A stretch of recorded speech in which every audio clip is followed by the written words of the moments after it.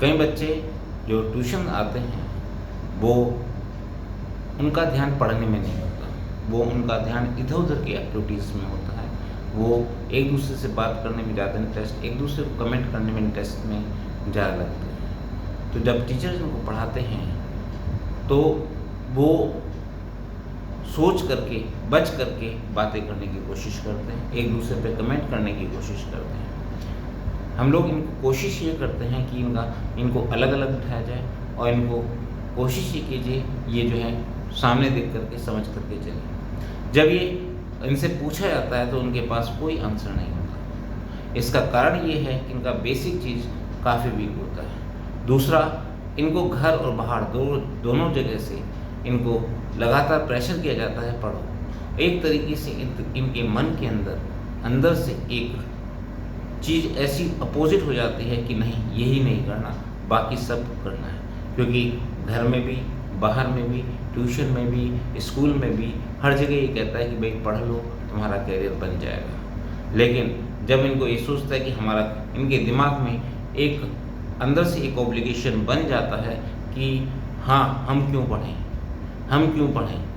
हम किसी के कहने से क्यों पढ़ें। जहाँ ये बात आ जाती है वहाँ ये और इनकी सोच नेगेटिव हो जाती है और इस नेगेटिविटी को ये आगे फैलाने की कोशिश भी करते हैं। इसका एक सिंपल सा सॉल्यूशन है, इनको ज़्यादा कुछ ना कहा जाए और थोड़ा-थोड़ा ये जितना भी काम करते रहें उतना करते जाएँ और इनके साथ-साथ समझ बढ़ाई जाए। अगर इनकी समझ बढ़ जाएगी तो ये ज़्यादा काम करना शुरू कर देंगे अपने आप ही। अगर इन बच्चों का एक गुण और देखा गया है कि जब मैं कभी मेडिटेशन क्लास में बुलाया हूँ, ऐसे बच्चे कभी क्लास में आते नहीं हैं। लेकिन अगर इनसे आकर के मेडिटेशन क्लास के अंदर आकर के कहा जाए कि आप 15 मिनट में आपको मेडिटेशन करना है, सिर्फ बैठना है और बैठने के अलावा मेडिटेशन की कोशिश करनी है, तो इनसे कोशिश भी नहीं होती। इनकी कमर में दर्द हो जाता है, इनकी गर्दन झुक जाती है, इनकी सारी चीज़ हो जाती हैं। इसका कारण सिंपल सा है कि ये जो अपना फोकस है, इनका फोकस कहीं और रहता है। क्योंकि इनका मन ना तो मेडिटेशन में होता है, ना ही पढ़ाई के अंदर होता है। और जब ये पढ़ाई में मन नहीं होता तो ये एक कोरम पूरा करते हैं, चाहे वो स्कूल में हो या ट्यूशन में हो या कहीं भी हो। इस तरह के बच्चों को अगर इनकी ऑब्लिगेशन को समझा जाए, इनके अंदर की ऑब्लिगेशन को जाना जाए, तो वो ये है कि वो सिर्फ हर उस चीज़ का अपोज़ करते हैं जो उनको कहा जाता है। क्योंकि इनकी एज ग्रुप ऐसा होता है कि पेरेंट्स भी उस ग्रुप में बच्चों को सबसे ज़्यादा ये कहते हैं कि पढ़ाई कर लो, तुम्हारी ज़िंदगी में काम आ जाएगी। टीचर भी यही कहते हैं, पढ़ाई कर लो, तुम्हारी ज़िंदगी में काम आ जाएगी। इसके अलावा कुछ एग्ज़ाम्पल और देते हैं कि उसका बच्चा पढ़ता है, इसका बच्चा पढ़ता है, तो इसके अंदर ईर्ष्या भाव और हो जाता है और ये कहते हैं हम नहीं काम करेंगे। इस चीज़ को समझना है, इसी चीज़ को हमें जानना है, इसी चीज़ को हमें सोचना है कि इन चीज़ों के लिए जो इनके अंदर एक अपोज़िट भाव आ गया है, उस भाव को कैसे ख़त्म करा जाए।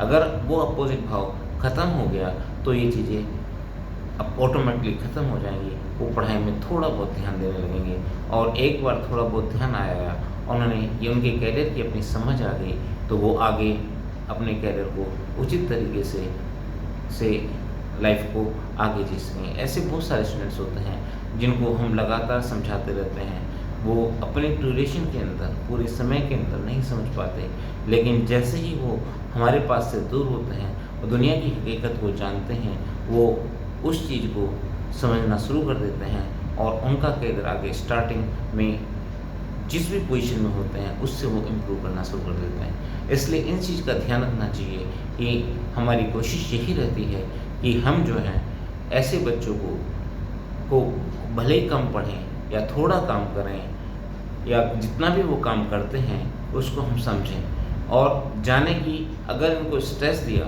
इनको मारा पीटा या ज़्यादा कहा गया तो ये बिल्कुल भी बेकार हो जाएंगे। और यदि इन्हें कहीं कोई भी गलत संगत मिल गई तो ये गलत संगत में जा कर के और ज़्यादा नशा वगैरह या कोई चीज़ और ले सकते हैं, शैतानियाँ कर सकते हैं, मारपीट कर सकते हैं, तो उसका रिज़ल्ट आज की स्थिति से बहुत बुरा होगा। हमें इनकी मोरल को बनाए रखना है और यदि इनका मोरल समय तक बना रहा, वैल्यूज़ इनकी दिमाग में बनी रही, तो कम या ज़्यादा ये अपनी लाइफ को चला ही लेंगे, चाहे ये बिजनेस करें, चाहे कुछ भी करें, लेकिन ये नेगेटिव साइड में नहीं जाएंगे। इस चीज़ को हमें पेरेंट्स को एज ए पेरेंट्स और एज ए टीचर इसी बात को हमें समझ रखनी है। Thank you.